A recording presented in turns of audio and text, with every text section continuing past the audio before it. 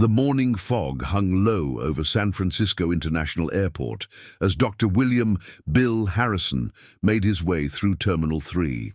His worn leather briefcase clutched in hands that betrayed him with their subtle but persistent tremor. At 64, Bill had learned to navigate the world with the quiet dignity of someone who refused to let Parkinson's disease define his worth. But airports remained one of his greatest challenges. The early stages of the disease had been manageable, almost invisible to those who didn't know what to look for. But 18 months ago, the tremor had become more pronounced, especially when he was tired or stressed. Flying, with all its inherent anxieties and physical demands, brought out the worst of his symptoms. Bill paused at Gate 27, studying his boarding pass for Flight 447 to Boston, with hands that shook just enough to make the small print dance before his eyes. First class, Seat 2A. A luxury he rarely indulged in, but today was different.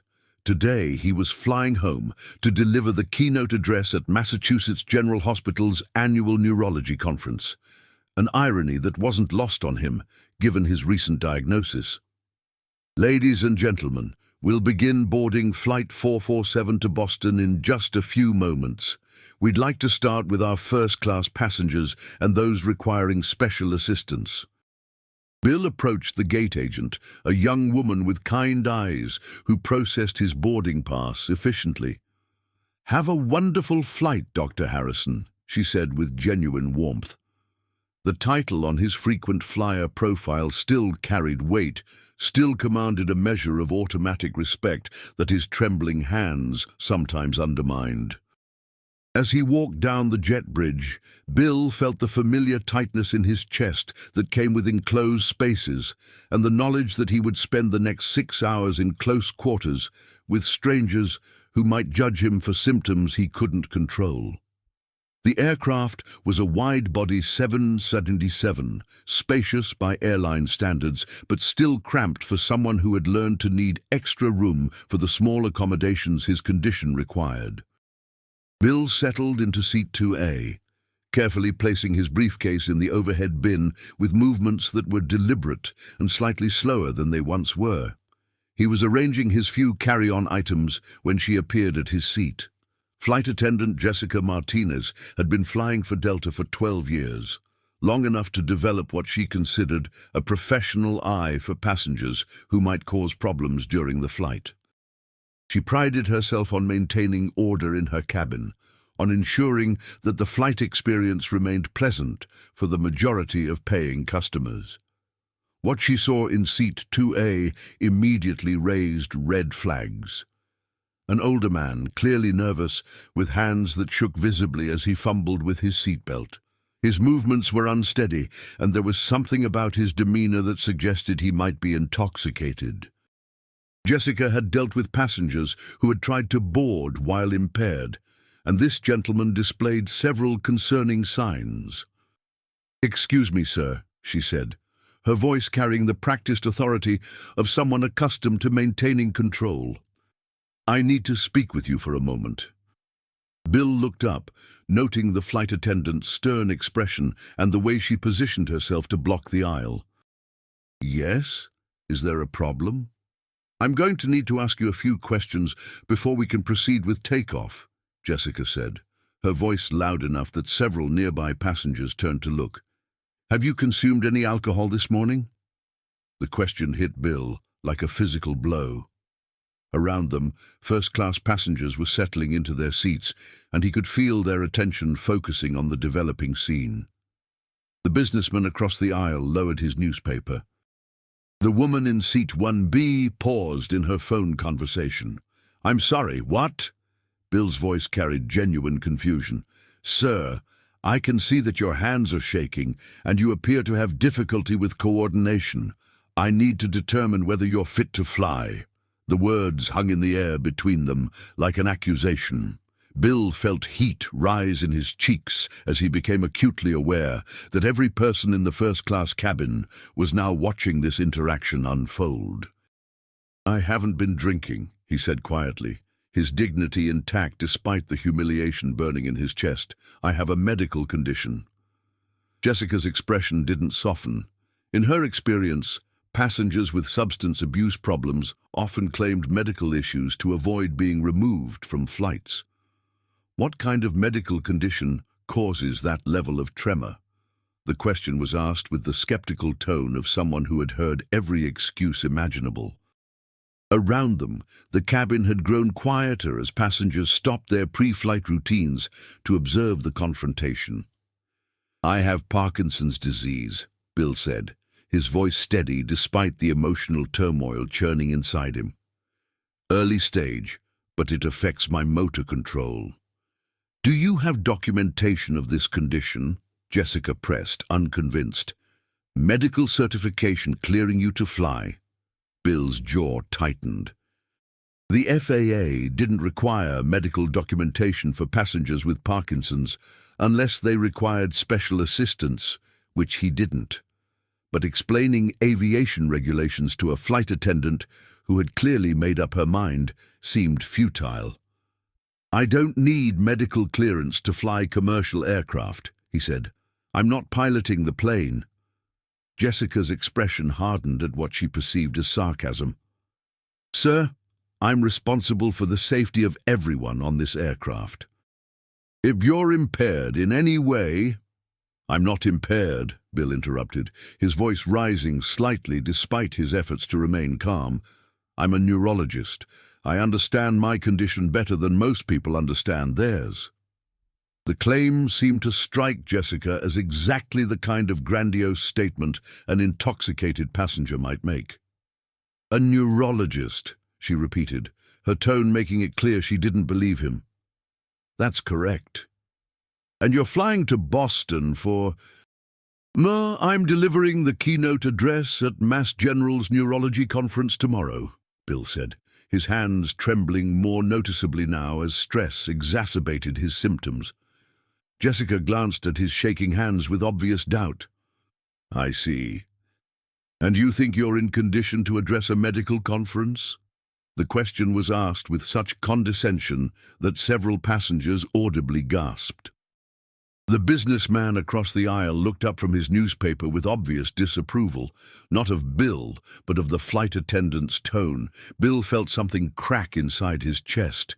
This woman, this stranger who knew nothing about his life or his accomplishments, was questioning not just his sobriety, but his professional competence in front of a cabin full of people. She was reducing 35 years of medical practice, thousands of patients helped, and a lifetime of dedication to healing others into nothing more than suspicious, trembling hands. "Miss," said the woman in seat 1B, ending her phone call and turning toward them. "I think you're out of line here." Jessica spun toward the interruption. "Ma'am, I need to ask you not to interfere with crew members performing their duties." "Your duty is to ensure passenger safety, not to humiliate paying customers," the woman replied firmly. "This gentleman has been nothing but polite, and you're treating him like a criminal." "I'm following established protocols for passengers who may be impaired," Jessica said, her voice rising as she felt her authority being challenged. "He told you he has a medical condition," said the businessman across the aisle. "Maybe you should listen instead of assuming." Jessica felt control of the situation slipping away. She had started this interaction confident in her assessment, but the other passengers' reactions were making her defensive. Instead of reconsidering her approach, she doubled down. "Sir," she said, turning back to Bill with renewed determination, "I'm going to need you to take a sobriety test, or I'll have to ask you to deplane." The words hung in the cabin air like a challenge.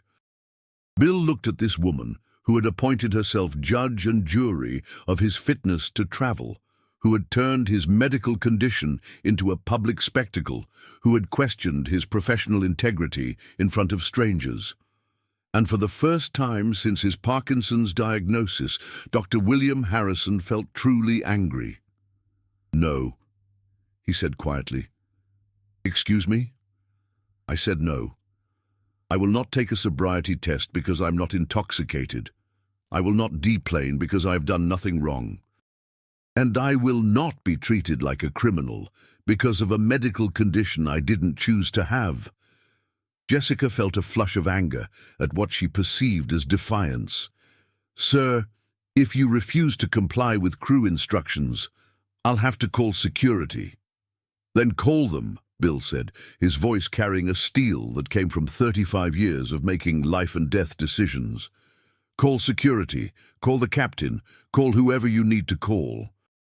But I'm not moving from this seat until someone with actual authority and basic human decency explains to me what law I've broken by having Parkinson's disease.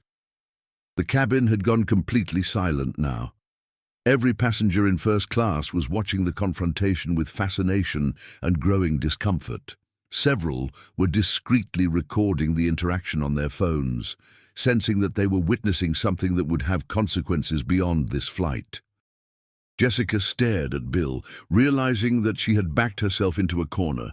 She had expected compliance, apology, maybe even gratitude for her vigilance.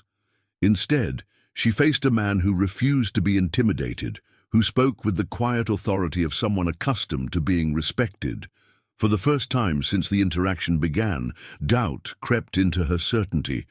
I'll speak with the captain, she said, trying to maintain her authoritative tone. You do that, Bill replied, his hands still trembling but his voice steady. And while you're at it, you might want to ask him if Delta's policy is to humiliate passengers with disabilities. As Jessica walked toward the cockpit, her confident stride slightly less assured than it had been minutes earlier, Bill closed his eyes and tried to control the tremor that stress had amplified throughout his body. He could feel the eyes of his fellow passengers on him, could sense the mixture of sympathy and admiration in their attention. What Jessica Martinez didn't know, what she couldn't have known from her cursory assessment, was that the man she had just challenged was not only a respected neurologist, but one of the country's leading experts on movement disorders. The keynote address he was traveling to deliver would focus on his groundbreaking research into early-stage Parkinson's treatment, research that had the potential to help millions of patients worldwide. And tomorrow, when she opened her morning newspaper or checked her social media feed, she would discover exactly who she had chosen to humiliate at 30,000 feet. But for now, in the tense silence of the first-class cabin, Bill Harrison sat with his trembling hands folded in his lap, waiting to see whether dignity and truth would prevail over prejudice and assumption. The real turbulence, he realized, hadn't even begun yet. Captain Robert "Bob" Stevenson had been flying commercial aircraft for 23 years, long enough to handle almost any situation that could arise at 35,000 feet. But the knock on his cockpit door 15 minutes before pushback, followed by flight attendant Martinez's flustered explanation of the situation in first class, presented him with a scenario he'd never encountered. "Let me understand this correctly," Bob said, setting down his pre-flight checklist and giving Jessica his full attention. "You're telling me that a passenger in 2A appears intoxicated because his hands shake. Captain, I've dealt with impaired passengers before. The tremor, the coordination issues, the defensive attitude when questioned, these are classic signs. But he claims to have a medical condition, Parkinson's disease. Says he's a neurologist flying to give a speech at some conference." Jessica's tone made it clear she found the claim dubious. "I think he's just trying to avoid accountability for boarding while intoxicated," Bob frowned. In his experience, passengers rarely fabricated elaborate professional backgrounds when caught in compromising situations.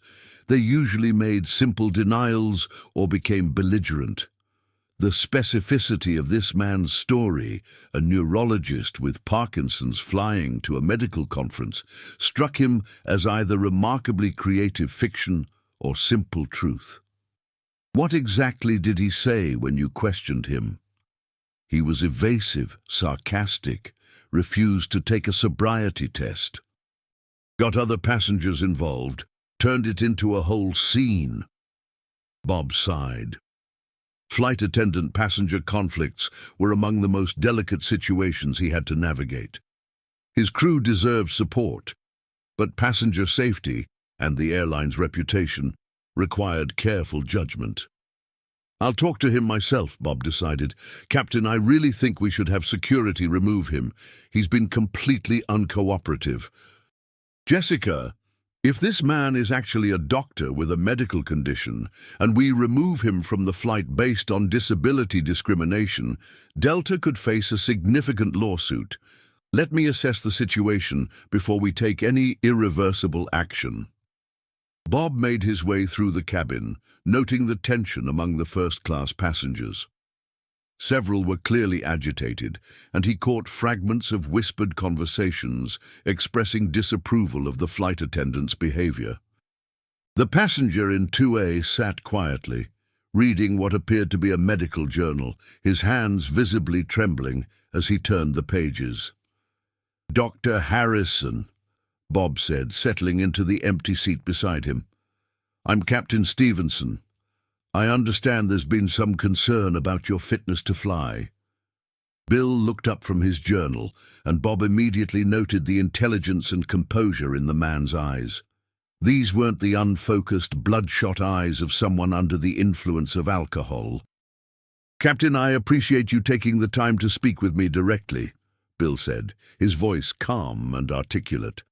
"I have early-stage Parkinson's disease, which causes involuntary tremors. Your flight attendant seems to believe this indicates intoxication." Bob observed Bill carefully as he spoke. His speech was clear, his responses coherent and appropriate. The tremor in his hands was consistent with what Bob knew about movement disorders, rhythmic, present at rest, not the erratic shaking associated with alcohol withdrawal or intoxication.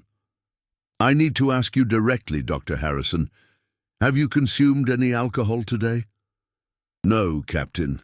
I take medication for my Parkinson's that doesn't interact well with alcohol. I haven't had a drink in over a year." "And you're traveling to Boston for?" "Massachusetts General Hospital's annual neurology conference.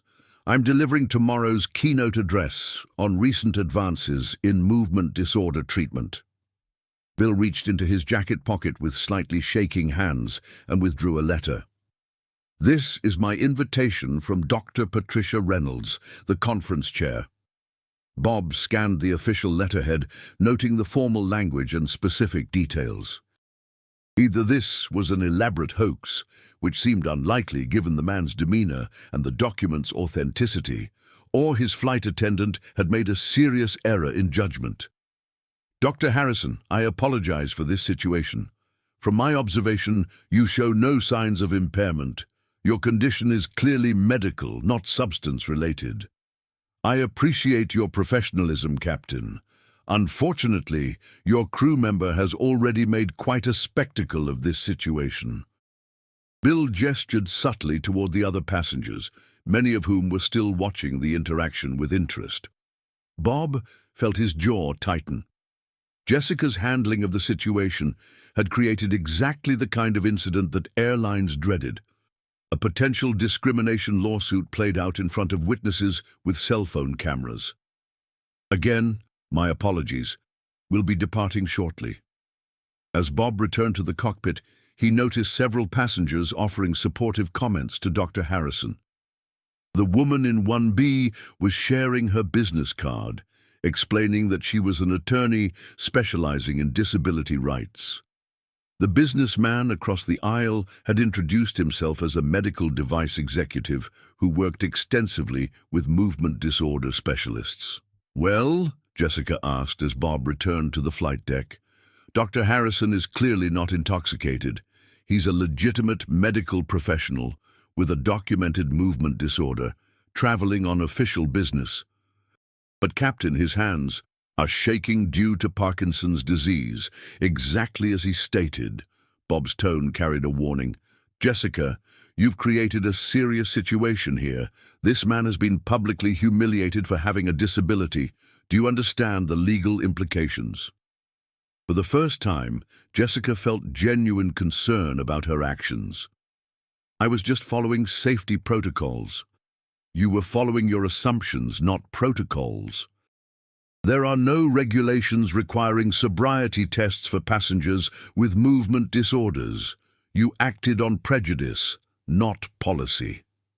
The flight to Boston proceeded without further incident, but the atmosphere in first class remained tense. Several passengers made a point of engaging Dr. Harrison in conversation, clearly sympathetic to his treatment and interested in his work. The attorney in 1B spent much of the flight discussing disability law with him, while the medical executive shared stories about the brilliant neurologists he'd worked with who had overcome their own health challenges. Jessica maintained her professional duties but avoided unnecessary interaction with the first-class cabin. She could sense the passengers' disapproval and her captain's disappointment. What had started as routine safety vigilance had become a career-threatening mistake. During the flight, Bill found himself reflecting on the morning's events with a mixture of anger and sadness. He had spent his career advocating for patients with neurological conditions, helping them navigate a world that often didn't understand their challenges. Now he had experienced firsthand the prejudice and assumptions his patients faced daily. The irony wasn't lost on him that tomorrow he would stand before an audience of medical professionals and discuss the importance of treating movement disorder patients with dignity and understanding. Today's experience would certainly find its way into his presentation, a real-world example of the discrimination his patients endured. As the plane began its descent into Boston, Bill noticed that several passengers were exchanging contact information with him. Dr. Sarah Chen, the attorney in 1B, handed him her card with a knowing look. "Dr. Harrison, if you decide to pursue this matter formally, please don't hesitate to call me. What happened today was completely inappropriate." "I appreciate the offer, Dr. Chen. I'll certainly consider it." Marcus Webb, the medical executive, leaned across the aisle. "Doctor, I hope this incident doesn't overshadow your conference presentation. The work you're doing is too important to let one person's ignorance diminish its impact." "Thank you, Mr. Webb. If anything, today's experience has given me additional perspective on what our patients face." As passengers began gathering their belongings for deplaning, Jessica found herself in the awkward position of having to perform her usual departure duties for passengers she had mishandled. When she reached Dr. Harrison's seat, she hesitated. "Dr. Harrison, I hope you have a good stay in Boston." Bill looked up at her, seeing not the confident, authoritative flight attendant from earlier, but a young woman who was beginning to understand the magnitude of her mistake. "Miss Martinez," he said quietly, "I hope you'll remember this experience the next time you encounter a passenger with a visible disability. Not everyone who appears different is impaired, dangerous, or unworthy of basic respect." The words were spoken without malice, but they carried the weight of a teaching moment that Jessica would never forget.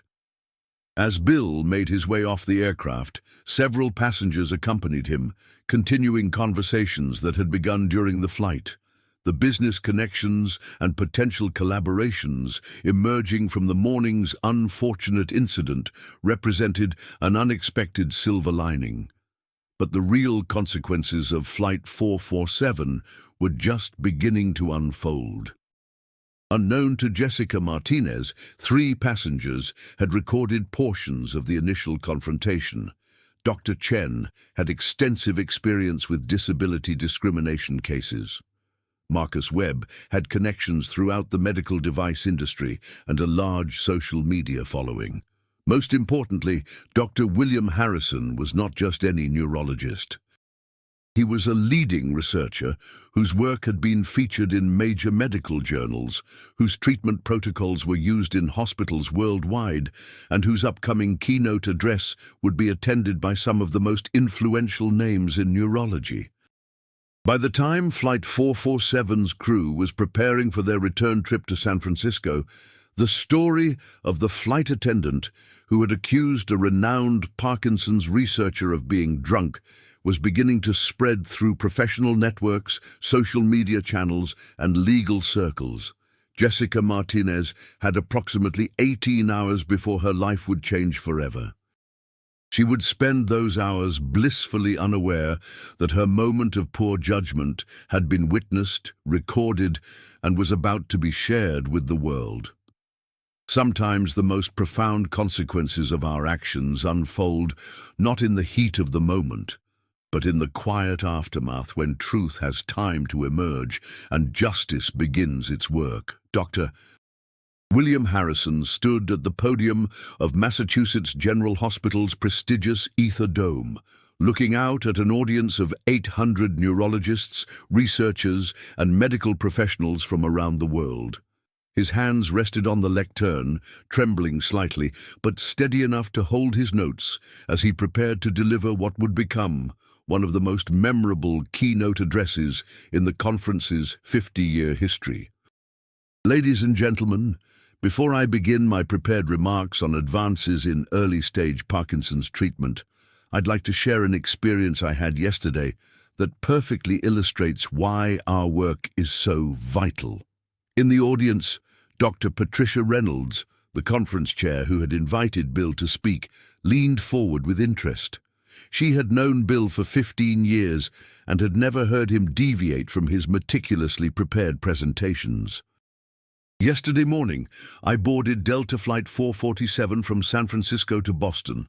I was tired, slightly stressed about today's presentation, and my Parkinson's symptoms were perhaps more visible than usual. Bill's voice carried across the silent auditorium. A flight attendant observed my tremor and concluded that I was intoxicated. A murmur ran through the audience. Many of the assembled physicians had patients with movement disorders. All of them understood the implications of what Bill was describing. For the next 20 minutes, I was publicly questioned, accused of lying about my medical condition and threatened with removal from the aircraft, all because my hands shake. Bill held up his trembling hands for the audience to see.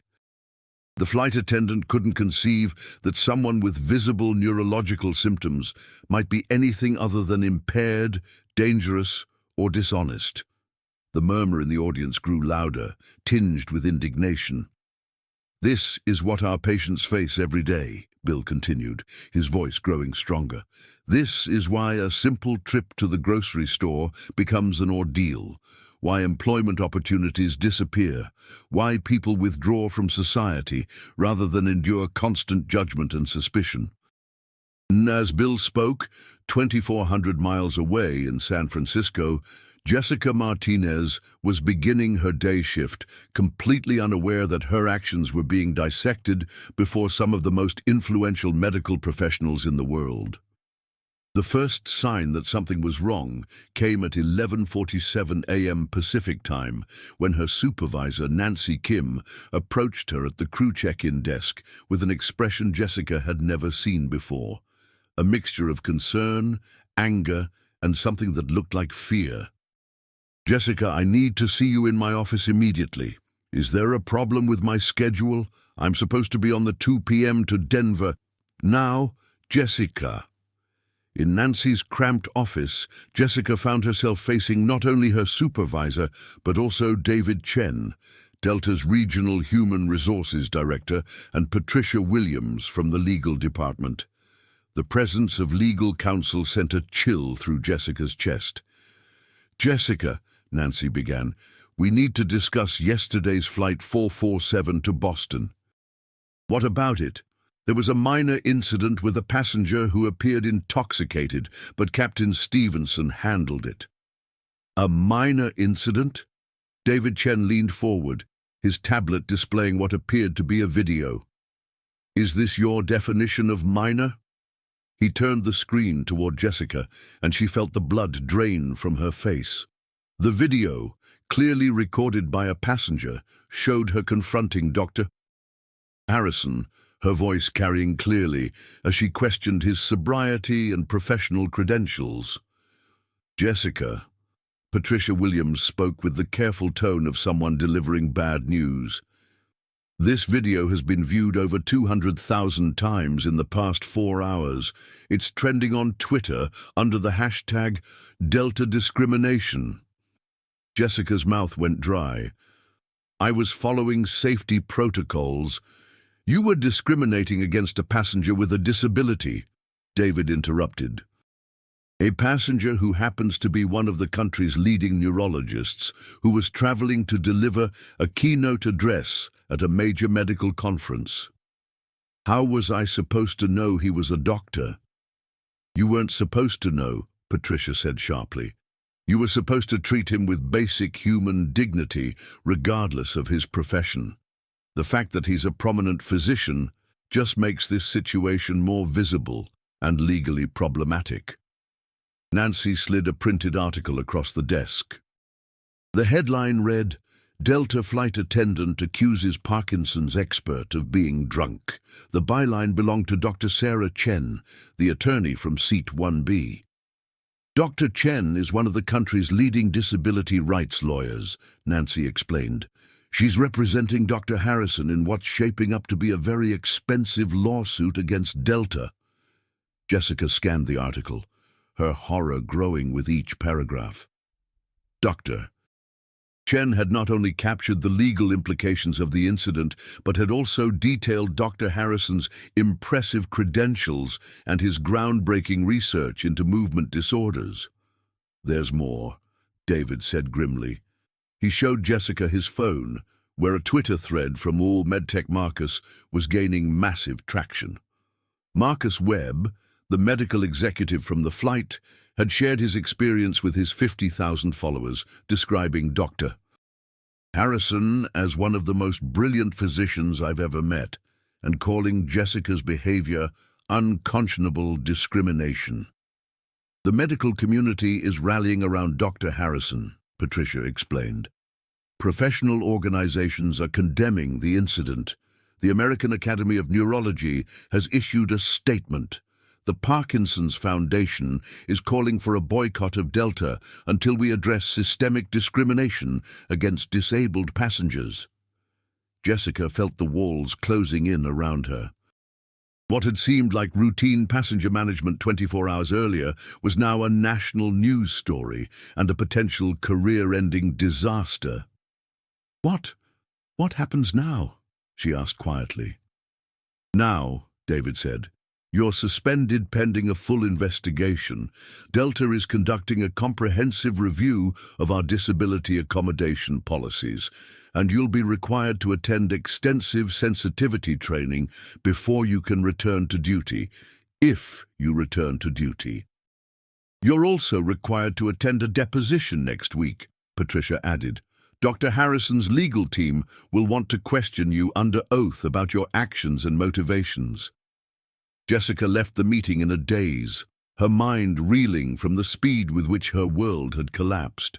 She had worked for Delta for 12 years, had received commendations for her safety record, had dreamed of eventual promotion to international routes. Now she faced the possibility of losing everything because of one passenger interaction. At home that evening, Jessica made the mistake of looking at social media. The hashtag #JustDeltaDiscrimination was indeed trending, with thousands of users sharing their own stories of discrimination and praising Dr. Harrison's dignity in the face of prejudice. The video of their confrontation had been shared across multiple platforms, viewed millions of times, and dissected by everyone from disability advocates to airline industry analysts. Worse, her name had been identified. Friends and former colleagues were texting her, asking if she was the Jessica Martinez from the video. Her personal social media accounts were flooded with angry messages from strangers, calling her everything from ignorant to evil. But it was the medical professionals' responses that cut deepest. Doctors, nurses, and researchers were sharing the video with commentary about the daily discrimination their patients faced. They were using Jessica as an example of societal prejudice against people with disabilities, a symbol of ignorance and insensitivity. One tweet particularly haunted her. "This is why my Parkinson's patients often stop traveling, stop working, stop participating in life. Because people like this flight attendant see symptoms and assume the worst. Shame on her and Delta Airlines." Meanwhile, Dr. Harrison was experiencing a very different aftermath. His keynote address had been recorded and was being widely shared in medical circles. His research was receiving renewed attention, and several pharmaceutical companies had reached out about potential collaborations. More importantly, his experience had sparked a broader conversation about disability discrimination that extended far beyond airline travel. Patient advocacy groups were using his story to highlight the daily challenges faced by people with visible disabilities. Medical schools were incorporating the incident into their curricula as a case study in patient dignity and societal prejudice. "Dr. Harrison," said Dr. Patricia Reynolds as they shared coffee after his presentation, "I'm sorry you had to endure that experience, but your response has been extraordinary. You've turned a moment of discrimination into a teaching opportunity that will benefit countless patients."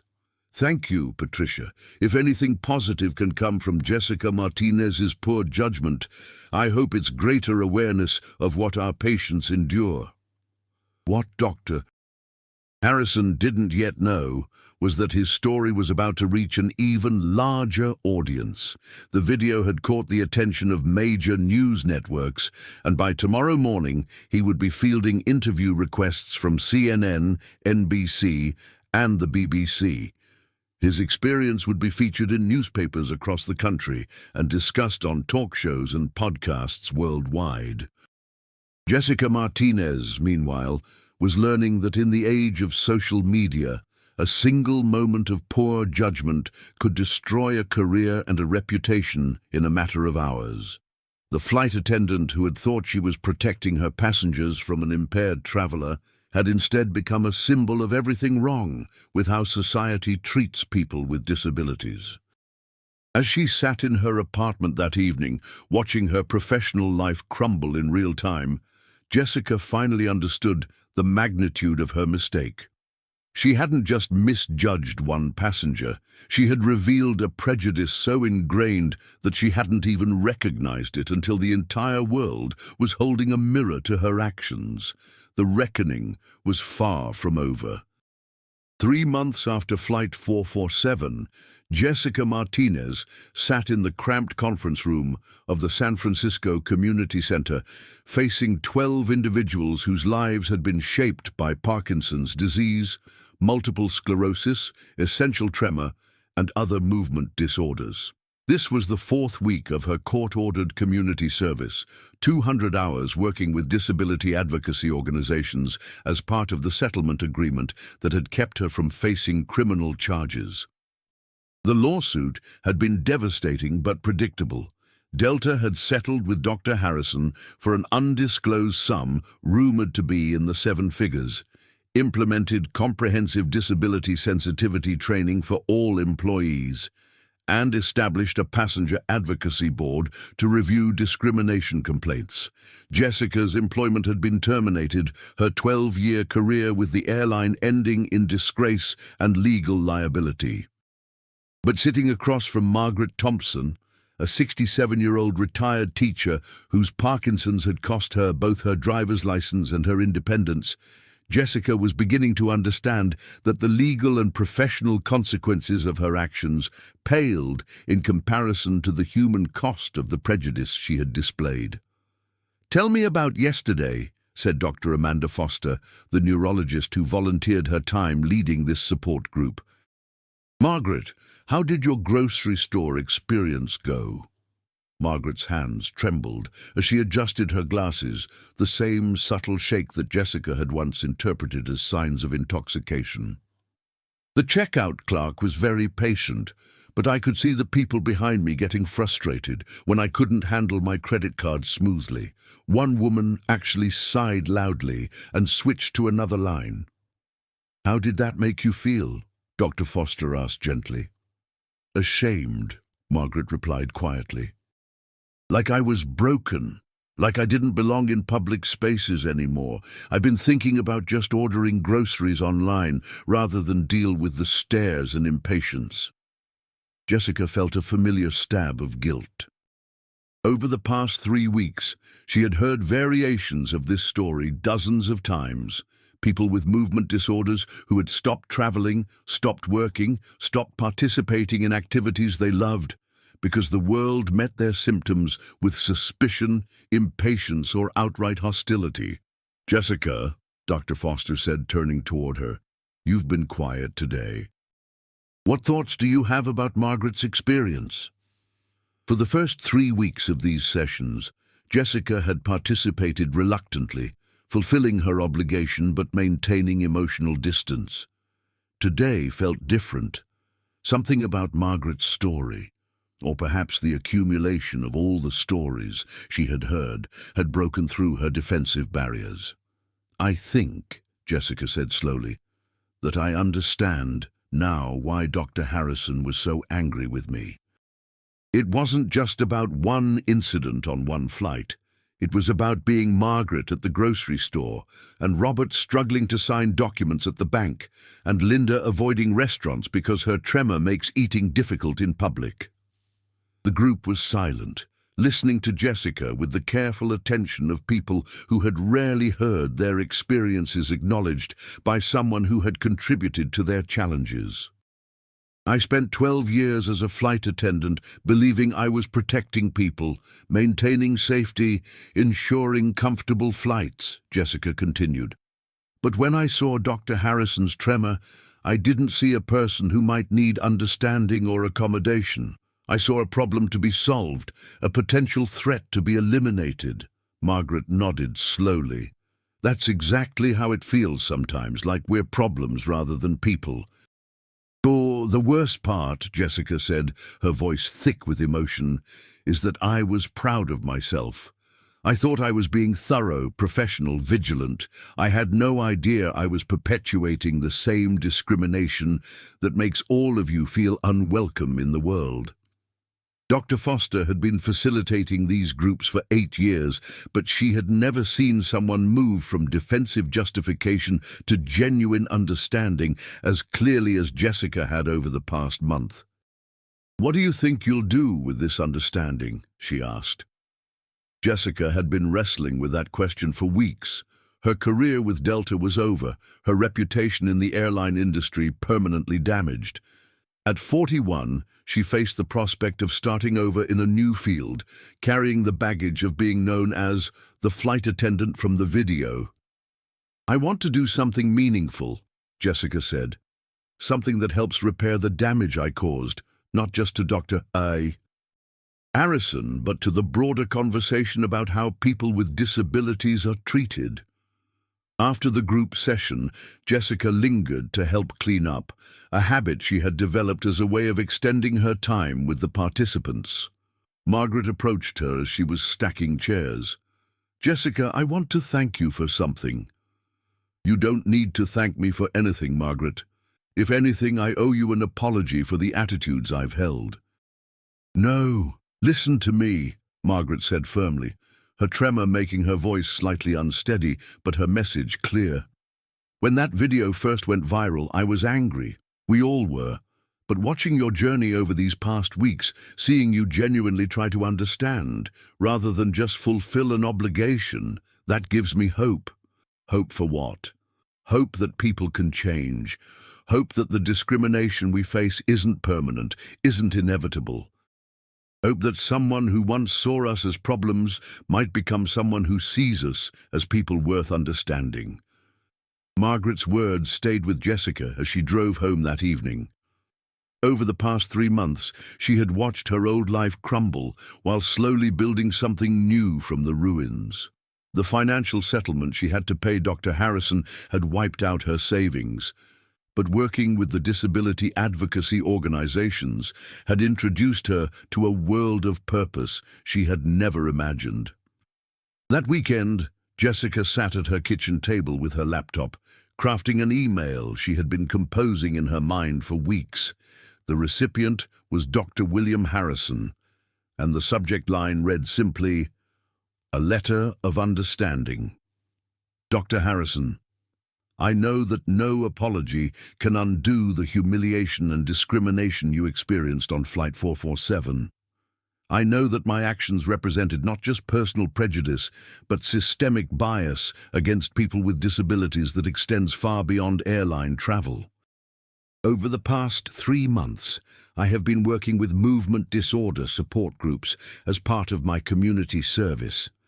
I have heard dozens of stories from people whose daily lives are shaped by the kind of assumptions and judgments I displayed toward you. I have begun to understand that my behavior on that flight was not an isolated incident of poor judgment, but part of a broader pattern of discrimination that makes the world less welcoming for millions of people. I'm writing not to seek your forgiveness, which I do not deserve, but to let you know that your dignity in the face of my prejudice has created ripple effects I don't think you could have imagined. Your story has educated not just me, but countless others who have seen the video or heard your subsequent interviews. I have left the airline industry and am pursuing training to become a disability rights advocate. I want to spend the rest of my career working to ensure that what happened to you happens to fewer people in the future. If you are willing, I would welcome the opportunity to speak with you about how my experience might be used constructively in disability awareness training programs. I believe that people who have made mistakes, who have embodied the prejudices we're trying to overcome, might have a unique role to play in education and prevention. With profound respect and regret, Jessica Martinez. She sent the email before she could lose her nerve, then spent the next week wondering if Dr. Harrison would respond at all. The reply came on a Thursday morning. Ms. Martinez, thank you for your letter. I have been following your work with the advocacy organizations through Dr. Foster, who is a colleague of mine. She speaks highly of your commitment and growth. I would be interested in discussing your proposal about education and training. The most powerful voices for change are often those who have experienced transformation themselves. Your perspective, as someone who held discriminatory attitudes and came to understand their impact, could indeed be valuable. I will be in San Francisco next month for a medical conference. Perhaps we could meet then. Respectfully, Dr. William Harrison. 1 year later, Jessica Martinez stood at the front of a Delta Airlines training facility in Atlanta, facing 200 flight attendants, gate agents, and customer service representatives. Beside her sat Dr. William Harrison, his hands resting calmly on the table despite their subtle tremor. This was their 15th joint presentation for Delta's new Dignity in Travel program, an initiative born from the settlement of Dr. Harrison's discrimination lawsuit.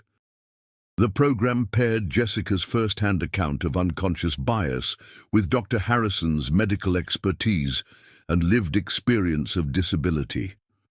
1.5 years ago, I stood in the aisle of an aircraft and made assumptions about a passenger based on visible symptoms of a medical condition, Jessica began, her voice steady despite the emotion the story still carried. I want to tell you exactly what I did wrong, why I did it, and what it cost. Not just in legal settlements and bad publicity, but in human dignity and trust. She told the story without minimizing her role or shifting blame. She described her assumptions, her defensive escalation when challenged, her complete failure to consider that the passenger's tremor might have a medical rather than behavioral cause. I thought I was being professional, she said. I thought I was protecting other passengers. What I was actually doing was discriminating against someone because of a disability, causing public humiliation and perpetuating the exact kind of prejudice that makes air travel and daily life more difficult for millions of Americans. Dr. Harrison then spoke about Parkinson's disease, explaining the medical reality behind the symptoms Jessica had misinterpreted. But more importantly, he spoke about the social reality of living with a visible movement disorder. The medical challenges of Parkinson's are significant but manageable, he said, his academic authority lending weight to every word. The social challenges, the stares, the assumptions, the discrimination are often more debilitating than the disease itself. He described patients who had stopped traveling, stopped working, stopped engaging with the world because encounters like the one with Jessica had become too painful and frequent to endure. Jessica's initial reaction to my condition was not unusual, Dr. Harrison continued. What has been unusual is her willingness to examine that reaction, understand its impact, and commit to being part of the solution. Asile. The presentation concluded with practical guidelines for recognizing and accommodating passengers with disabilities, legal requirements under the Americans with Disabilities Act, and most importantly, the simple principle of treating every passenger with dignity and respect, regardless of their physical appearance or abilities. During the question and answer session, a veteran flight attendant raised her hand. Dr. Harrison, do you ever feel angry about what happened? Do you wish Ms. Martinez had been punished more severely? Dr. Harrison glanced at Jessica before answering. Anger was certainly my initial reaction. But I've come to believe that Jessica's transformation from someone who discriminated against people with disabilities to someone who advocates for disability rights represents a more meaningful outcome than any punishment could have achieved. She can reach people that I cannot, he continued. When I talk about discrimination, audiences can distance themselves by thinking, well, I'm not like the person who mistreated him. When Jessica talks about her own prejudices and assumptions, it's much harder for people to avoid self-examination. After the presentation, as they packed their materials, Jessica reflected on the journey that had brought her to this moment. The woman who had once seen Dr. Harrison's tremor as a sign of impairment now considered him one of her most important mentors and collaborators. Jessica, Dr. Harrison said as they prepared to leave, I have a proposition for you. What's that? The medical school at UCSF is developing a new curriculum module on disability and medical practice. They've asked me to help design training for medical students about treating patients with movement disorders with dignity and understanding. Would you be interested in co-developing the program? Jessica felt tears prick her eyes. From flight attendant to disability advocate to medical educator, the path was one she never could have imagined, born from the ashes of her worst professional moment. I would be honored, Dr. Harrison. William, he corrected gently. After everything we've been through together, I think we can use first names. Oh, as they walked out of the Delta training facility together, Jessica thought about Margaret from the support group, who had recently sent her a photo of herself confidently navigating a crowded farmer's market. She thought about Robert, who had returned to his job as a bank manager after his employer implemented better accommodation policies. She thought about all the people whose stories she had heard, whose experiences had taught her that dignity was not a privilege to be earned, but a right to be respected. Dr. Harrison's tremor had not improved. Parkinson's disease was progressive, and his symptoms would likely worsen over time, but his life had been enriched by advocacy work that gave deeper meaning to his medical expertise. The discrimination he had experienced had been transformed into education that would benefit countless future patients. Jessica's career had been destroyed, but her purpose had been clarified. The woman who had once seen disability as a problem to be managed now understood it as a human experience to be honored. Their story had become a case study in business schools about crisis management and corporate responsibility. It was taught in law schools as an example of effective civil rights litigation. It was discussed in medical schools as an illustration of patient dignity and social determinants of health.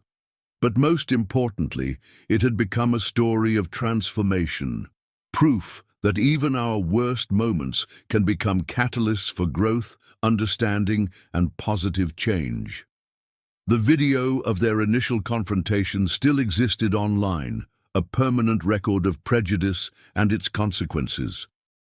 But it was now accompanied by hours of additional footage, their joint presentations, interviews about their collaboration, and testimonials from the thousands of people whose lives had been improved by the disability awareness programs they had helped create. 6 months later, Jessica received a text from William as she was preparing for another presentation. "Saw the news about your acceptance to law school. Congratulations. The disability rights community is lucky to have you." She smiled as she typed her reply. "Thank you for seeing my potential for change when I couldn't see it myself. Looking forward to our next collaboration, counselor-to-be." The flight attendant, who had once mocked shaking hands, now spent her days ensuring that people with disabilities would never again face the discrimination she had once embodied. And the neurologist, who had been humiliated for his medical condition, had found that his most important patient might have been the woman who had mistreated him. In the end, Flight 447 had been a journey of transformation for everyone aboard, passenger, crew, and the millions who witnessed their story unfold.